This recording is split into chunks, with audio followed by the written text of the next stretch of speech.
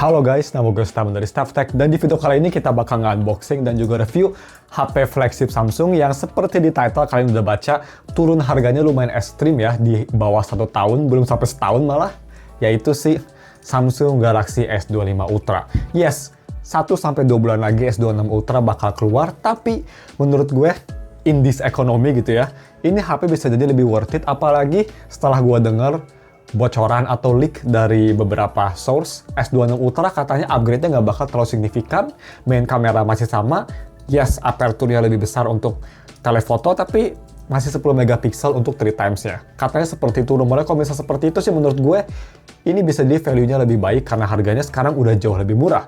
Kira-kira berapa sih murahnya?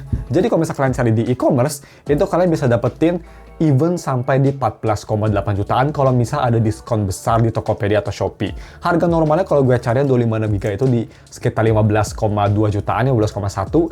Dan yang gue beli ini 512GB yang tengah-tengah, ini di varian sekitar 16,8 juta. Itu udah sangat murah banget menurut gue untuk S25 Ultra yang kondisinya baru.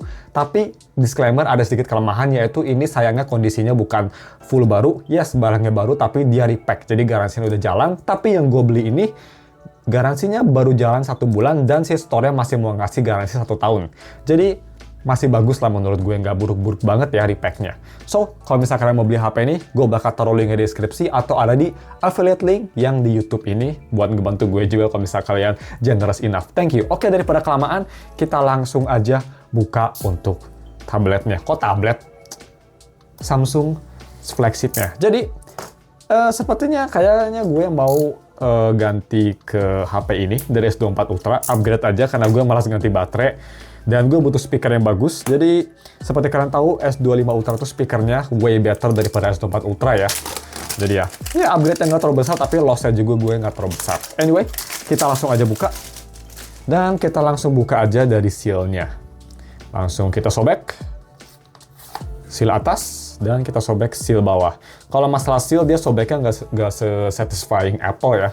So, kita langsung aja buka. Ini gue beli yang warna hitam. Oke, nggak sehitam yang gue kira, tapi it's quite black. Kalau misalnya mau sebelahan sama ini gue, ya nggak hitam banget lah ya. Dan seperti biasa Samsung super pelit, di sini kalian hanya dikasih kabel aja ya, kabel charger ya. Kita nggak usah lihat, udah tahu pasti kalian. Gue cabut dulu aja untuk si emailnya dan kita kletek. Let's go. Oh, very nice. So, seperti itu di boxnya. Samsung seperti Apple, super pelit untuk masalah kelengkapan boxnya. Dan sebelum kita tour eksteriornya, kita langsung aja speknya buat ngingetin seperti apa. Seperti ini ya. Pakai 8 Elite yang masih sangat cepat even di tahun 2025 akhir ini, walaupun udah ada versi baru 8 Gen 5. Bisa kita lihat RAM-nya masih 12GB, it's okay.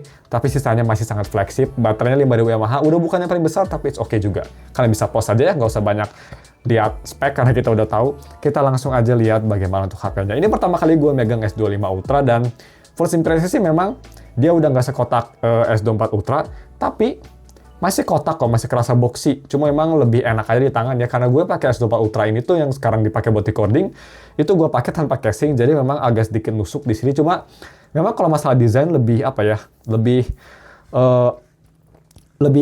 ikonik atau lebih khas S24 Ultra dibanding S25 Ultra, memang itu benar ya. Cuma ya, ini juga not bad looking, cuma memang kerasa lebih boxy, terutama dari sini ya, karena dia sekarang kotak, bukan pelengkung kayak di S24 Ultra. Anyway, cepet aja, bisa kita lihat kameranya ini sebenarnya masih sama persis kayak di S24 Ultra, itu dia speknya. Yang bikin beda hanya dari ultra wide-nya aja yang 50 megapiksel, dan harusnya processing-nya sedikit lebih bagus semua kamera karena pakai chipset yang lebih bagus. Kamera depan juga nggak ada bedanya, bisa kita lihat. Cuma untuk masalah video recording yang gue sangat butuh, udah bisa 4K 60, udah cukup bagus menurut gue. Layar 6,9 inci dan overall sih gue suka sama desainnya, dan ini pasti produk baru jadi flawless banget ya yang pastinya. Dan ini HP-nya masih titanium. Kita nggak tahu S26 Ultra bakal pakai titanium atau enggak, karena kan 17 Pro udah pakai aluminium. Mungkin si Samsung bakal niru juga dengan alasan yang sama, we never know, tapi ya ini bisa jadi titanium terakhir. Karena gue pas record video ini di bulan Oktober, gue nggak tahu leak yang paling baru apa di S26 Ultra. Gue hanya tahu kamera sama layar aja untuk leak yang paling barunya. So, button sendiri nggak ada bedanya sama S24 Ultra. Sepertinya ini bukan upgrade yang signifikan ya pastinya. Upgrade per tahun tuh memang bukan sesuatu yang baik atau bagus ya, cuma gue kenapa upgrade karena gue lossnya nggak terlalu banyak gitu. Ini gue S24 Ultra yang variannya 1 tera, jadi harusnya loss money-nya nggak terlalu banyak. Anyway, kalian nggak peduli sama masalah hidup gue, kita lihat aja bagaimana untuk beratnya sendiri ya. Berat sendiri harusnya sih nggak beda jauh sama S24 Ultra. Kalau di tangan sih sekitar 220 gram. That's lighter, ya, lumayan enteng, lebih enteng dari iPhone Pro Max yang pastinya 17 Pro Max, dan gue lihat juga ini HP masih bisa bersaing dengan 17 Pro Max, so that's good. Cuma ya, seperti biasa, gue mau nyalain dulu HP-nya, gue mau setup dulu, dan nanti kita bakal balik lagi untuk first impresinya ya. Tapi kayaknya gue bakal lanjut first impresinya besok, cuma kalian pasti bakal lihatnya hari ini, karena magic of editing. I'll see you soon. Oke guys, sebelum kita masuk ke first impresi atau hands-on-nya, ini gue udah setup semua, gue udah transfer semua data yang ada di S24 Ultra ke S25 Ultra. Prosesnya kalau misalkan kalian pakai kabel nggak terlalu lama ya, cuma sekitar 1 jam untuk nge-transfer semua data. Karena kan USB 3.2 di S25 Ultra sama S24 Ultra lumayan kenceng, tapi kalau misalkan kalian dari HP yang lemot, USB Type-C-nya misal ke S25 Ultra ya pasti bakal lebih lama. Tapi ya, nggak terlalu lama banget, so that's pretty good. Dan kita langsung tes bagaimana untuk fingerprint. Yang pasti sama persis S24 Ultra. Dan ultrasonic, gue udah pasang screen protector juga, jadi memang mungkin bisa kita lihat nggak seakurat kalau misalnya nggak pakai screen protector ya. Jadi ya, kalau ultrasonic atau fingerprint dalam layar kelemahannya gitu. Kalau pakai tempered glass, dia bakal lebih lama dan nggak seakurat kalau misalnya pakai hydrogel atau plastik atau nggak pakai screen protector sama sekali. Tapi gue tetap masih rekomen ya. Dan untuk software sendiri pastinya ini udah di One UI 8. Jadi kalau misalnya kita ke software, ya sudah di One UI 8 dan sudah di Android 16 ya, bisa kita lihat. Udah paling baru yang pastinya. Dan pas video ini rilis, udah 2 bulan setelah video ini ke-record atau sebulan setelah video ini ke-record ya. Jadi One UI 8 udah rilis lumayan lama, udah 2 bulan. Gue penasaran nanti One UI 8,5 by the way gimana rasanya. So, yang gue pertama realize, kita langsung aja bahas yang menurut gue penting, perbedaan yang gue rasa setelah gue pakai 1 malam sama HP ini, karena gue ngutang-ngatik sampai jam 3 subuh gue pakai HP ini. Dan hal yang gue ngerasa perbedaan, yaitu slight performance upgrade. Jadi gue ini pretty much sama persis kayak Samsung S24 Ultra, gue install Goodlock, diplek samain. Dan untuk software sendiri, performance menurut gue slightly faster ya gue rasa. Dan biasanya kalau bisa gue buka Twitter atau X sekarang namanya, kalau misal gue scrolling banyak video, itu kadang kalau di S24 Ultra setelah sekitar 5-10 menit, HP-nya bakal panas, daerah sini bakal panas. Kalau ini masih adem-adem aja, jadi heat performance-nya masih oke. Tapi kalau misal kalian multitasking ya, split screen sambil dengerin lagu, gue sempat coba juga buka Tokopedia, terus buka YouTube dengerin lagu juga, itu bakal tetap masih panas, dan panasnya masih nggak beda jauh sama S24 Ultra. Itu yang gue rasa. Itu untuk perbedaan kecil. Dan untuk perbedaan yang cukup besar yang gue rasa yaitu dari speakernya. Speakernya di sini gue rasa lebih full suaranya, bass-nya lebih kerasa, vokalnya lebih kerasa, overall kerasa lebih lebih hidup aja lagunya daripada di S24 Ultra. Ya kalau misalnya mau dengerin dikit ya, misalnya kita buka Linus Tech Tips. Yes, a friend necklace. A friendless. Kerasanya lebih full aja, so that's good. Jadi yang kata YouTuber gue lihat, kata dia speaker lebih bagus, itu bener ya. Memang lebih bagus. Dan yang kedua, yang ketiga maksud gue, yaitu dari form factornya. Yes, memang ini udah nggak boxy design khas S24 Ultra yang gue bakal rindu yang pastinya. Tapi yang bikin positifnya memang kalau dipegang kayak gini kerasa jauh lebih enak, nggak nusuk di sini gitu ya, nggak kerasa uncomfortable. Dan to be honest, untuk layar sendiri gue lebih suka yang curve kayak gini, kerasa lebih lebih bagus aja. Boxy curve gini menurut gue bisa jadi bisa jadi iconic design baru Ultra series Samsung, karena tetap nggak kayak Apple ya, nggak bulat tapi masih boxy tapi udah curve. I think that's not bad menurut gue. Dan kamera design sendiri menurut gue ini cukup oke. Gue sih cukup suka. Jadi ya, untuk one-handed sendiri atau grip memang kerasa lebih enak. Cuma ada kelemahannya juga gripnya. Walaupun memang lebih enak gak nusuk, tapi boxy desainnya memang gak so-comfortable di S24 Ultra. Jadi kalau bisa megang gini enak, tapi kalau megang gini lebih enak di S24 Ultra. Jadi lebih kayak one step forward, one step back gitu. Lucu banget emang. Untuk baterai sendiri, ini sama kan size-nya dan harusnya nggak beda jauh sama S24 Ultra. Tapi pas gue tes dikit-dikit sih ini lebih awet karena memang baterainya lebih baru, nggak sedegradasi S24 Ultra gue yang umurnya udah hampir 2 tahun ya.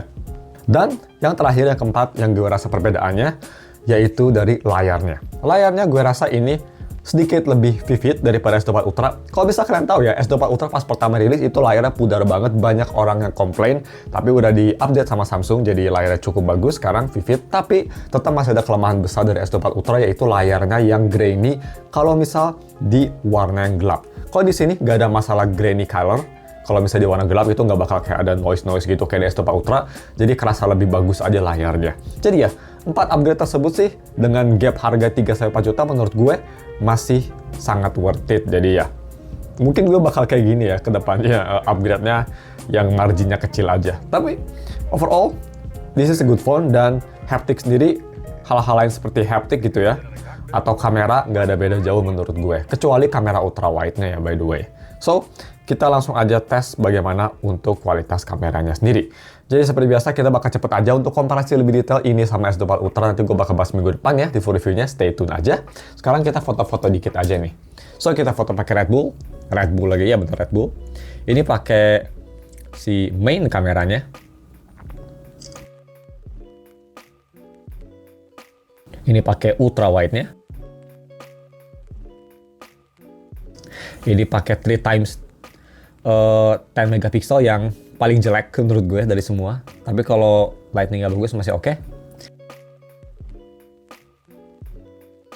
Dan ini 5 times atau langsung ke 10 times ya, karena dia pakai sensor yang sama juga. Ini 10 times. Seperti itu, dan untuk selfie dia seperti ini. So, selfie sendiri seperti itu, dan overall kualitasnya sih yang pastinya nggak bakal beda jauh sama S24 Ultra, tapi memang ultra wide-nya gue rasanya kalau misalnya kita coba lihat aja dari sini, ini ultra wide, ini main kamera, sekarang bener-bener plug ketiplek 11-12 sensornya hampir sama ya gitu kualitasnya, kayak ini ultra wide, ini main kamera, noise-nya tuh pretty much sama, karena pas S24 Ultra tuh kelemahan yang gue rasa yaitu dari noise-nya yang cukup banyak gitu kalau misalnya di low light, apalagi kalau misalnya kalian nge-record gitu di 4K 60 di dalam ruangan itu bakal noisy banget. Kalau ini lebih clear, jadi ya good improvement lah kalau misalnya gue nanti mau buat kayak POV gitu ya. Terus untuk video recording ya pastinya bisa di 4K 60 fps. By the way, gue baru sadar ini gue pakai bahasa Jepang soalnya gue lagi belajar Jepang ya, jadi sorry kalau misalnya agak aneh sih HP-nya. Jadi 4K 60, dan gue bakal coba recordnya pakai log ya, jadi biar lebih bagus juga. So, let's go. 1, 2, 3. Ini dia video recording pakai resolusi 4K 60 fps, dan ini pakai log, tapi gue langsung di color grade dari Samsungnya, jadi kalian bisa lihat warnanya gimana. Untuk panning sendiri, ya pastinya Samsung ini smooth ya untuk panningnya. Kalian bisa ganti juga ke ultra wide, ke 3 times, ke 5 times gitu, dan smooth banget sekarang untuk Samsung. Dan seperti kita lihat seperti ini ya, bisa kita lihat ya, ganti-ganti gini noise-nya nggak beda jauh untuk main kamera dan ultra wide, so that's good. Dan untuk 10 times seperti ini, dan maksimum zoom dia ada di 20 kali. Good. So, kita langsung aja balik ke S24 Ultra.